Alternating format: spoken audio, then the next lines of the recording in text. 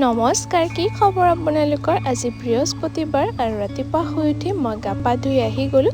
বলক এতিয়া পাকঘৰলৈ যাওঁ। তো ফাৰ্ষ্টতে লাল চাহ অকণমান বনাই ল'লোঁ আৰু মাহঁতক চাহটো দি ল'লোঁ। তাৰপিছত ইফালে ভাত বনালোঁ আৰু ইফালে দালি বনালোঁ, সেই মেও দি দালি, আৰু ইফালে তিতা কেৰেলা আৰু আলু ভাজিলোঁ। আৰু কালি কেঁকুৰা দুটামান ধৰি আনিছিলে মানুহজনে, সেয়া দি মায়ে চাটনি বনালে, কেঁকুৰা চাটনি খাবলৈ বহুত ভাল হৈছিলে।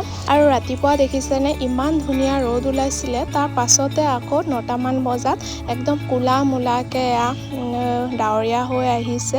তাৰপিছত অকণমান বৰষুণো দিছিলে বাৰু। তাৰপৰা ৰাতি মানুহজনে মাছ আনিছিলে, তাকে ফ্ৰাই কৰিলোঁ। এতিয়া আলু, জিকা আৰু মটৰৰ লগত তৰকাৰী বনাইছোঁ। তো আজি ভিডিঅ'টো চাই কেনেকুৱা পাইছে কমেণ্টত জনাব। আজি ভিডিঅ'টো ইয়ালৈকে, লগ পাম নতুন এটা ভিডিঅ'ত। টাটা।